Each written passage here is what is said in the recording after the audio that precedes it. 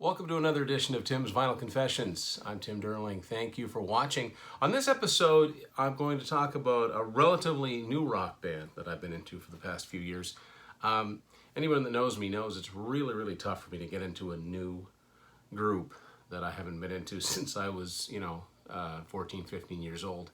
And it's not that I'm not listening to a lot of new music, it's just very little of it really grabs me in any way, shape, or form.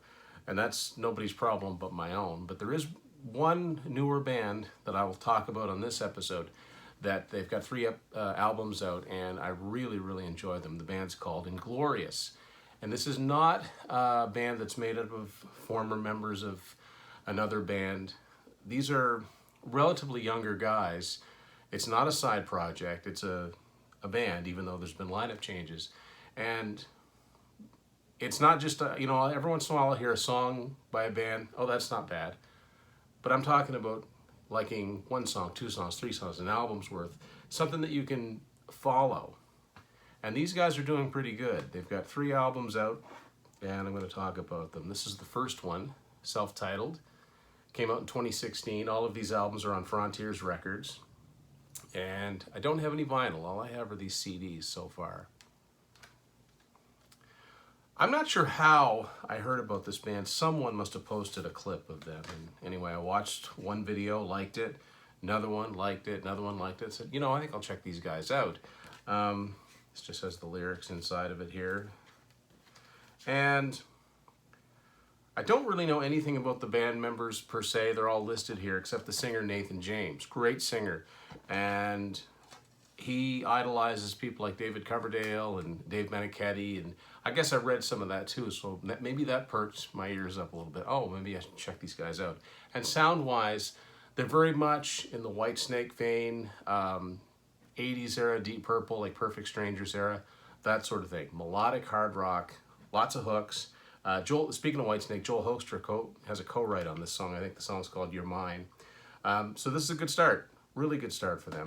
They followed it up quite quickly in 2017 with the second album called Inglorious 2. Really more of the same, just good melodic hard rock. I Don't Need Your Lovin's really good. Read All About It's really good. Making Me Pay. Bands should progress as they get better, and this is like the first album, just a little bit better where every single song is a little bit more memorable. And all these albums, too, are mixed by Kevin Shirley, so that should give you an idea, too, sound-wise.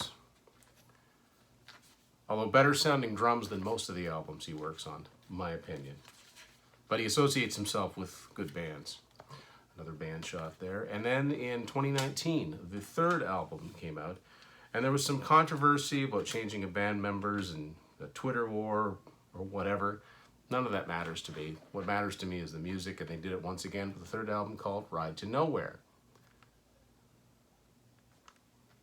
Again, on Frontiers Records. Just another solid, good album. And if you've liked any of the bands that I've talked about, and most of the bands I've mentioned on this show, you probably like this band. They're very active on social media, so, they're easy to follow along and let you know what's going on. And I believe they're, as of quarantine, they're working on a fourth album. So that sounds good to me. So any of these albums, if you want to start with them, there's no one I would recommend more than the other, but you might as well start at the beginning and work your way through. That's my 2 cents on the band Inglorious. Any other fans out there? I'm interested to hear about it. Thanks for watching this edition of Tim's Vinyl Confessions.